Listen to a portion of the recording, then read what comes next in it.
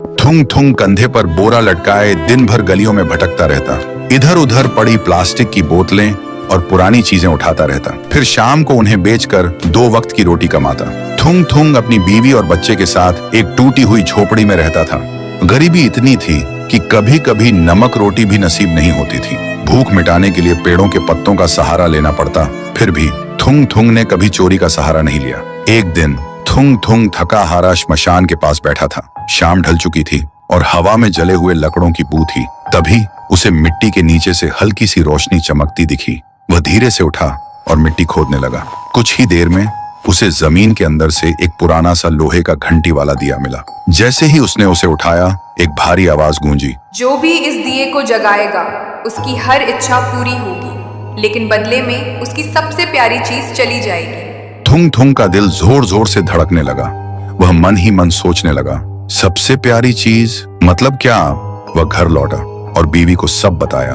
बीवी ने ध्यान से सुना। उसकी आंखों में डर भी था और थोड़ी सी उम्मीद भी। फिर बोली, 3 दिन से बच्चा भूखा है, क्यों ना पहले खाना मांग ले। थुंग थुंग ने कांपते हाथों से दिया जलाया और धीरे से बोला, हे दिए, मेरे भूखे बच्चे के लिए अनाज दे दो, बस पेट भर खाना दे दो। अचानक पूरी झोपड़ी अनाज और रोटियों से भर गई। बीवी खुशी से रो पड़ी। लेकिन उसी रात थुंग थुंग ने देखा उसका बच्चा चुपचाप कोने में बैठा है और उसे पहचान नहीं रहा। सुबह तक बेटा उसका नाम भूल चुका था।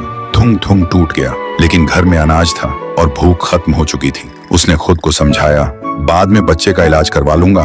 फिर उसने सोचा, एक और बार इस्तेमाल कर लेता हूँ। इस बार उसने मांगा, हे दिए, पक्का मकान और दुकान दे दो। पलक झपकते ही टूटी झोपड़ी की जगह एक सुंदर पक्का घर बन गया और बगल में भरी हुई दुकान खड़ी थी।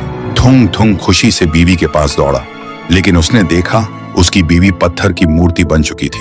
थुंग थुंग चीखता रहा, रोता रहा और कोने में रखा वह दिया हंसता रहा, क्योंकि शर्त वही थी, हर बार सबसे प्यारी चीज खोना।